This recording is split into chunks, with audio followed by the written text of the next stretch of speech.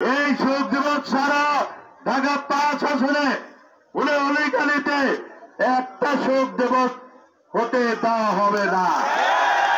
আজকে আওয়ামী লীগের দোসররা ষড়যন্ত্র করছে।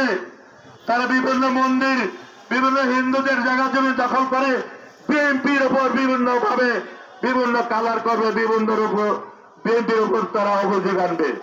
আজকে প্রত্যেকদিন দেশ তারেক রহমানের নির্দেশ, প্রত্যেকটা পাড়াওয়ালা প্রতিদিন আপনারা পাহারা দেবেন এবং আগামী 15 তারিখে তাদের কি দিবস?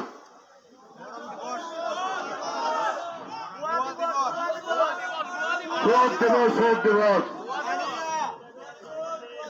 এই শোক দিবস ছাড়া ঢাকা 5 আসনে উলিকালিতে একটা শোক দিবস হতে দেওয়া হবে না। আওয়ামী লীগের ঘাটতি মেরা যারা আছে সন্ত্রাসীরা, তারা কেন সবাই এলাকা ছেড়ে যান।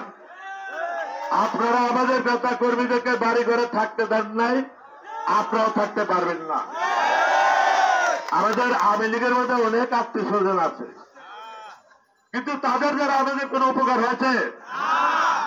তাই এটা হলো গণহত্যাকারী দল। তারা আত্মীয় বোঝে না, সমাজ বোঝে না, দেশ বোঝে না। তারা এই শেখ হাসিনাকে আল্লাহ তো বেশি ক্ষমতাধর মনে করেছিল।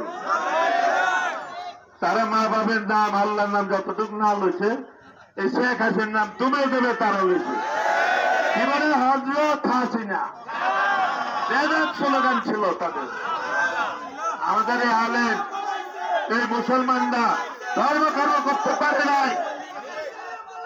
এই যে ছাত্র আলেম মুসলিমরা, টুপি দাঁড়িয়ে আলাম যারা আছে, তারা আওয়ামী লীগরা আমাদের আলেম যারা দাড়িবৃদ্ধ, যারা টুপি আছে, যারা দাঁড়িয়ে আছে, তাদেরকে রাজাকার বলে অনেক এদেশে আলেম মুসলিমকে ফাঁসি দেওয়া হয়েছে। এদেশে আমাদের ধর্ম ইসলাম, আমাদের কোন ইসলাম প্রচার করতে দেওয়া হয় নাই, ওয়াজ করতে দেওয়া হয় নাই।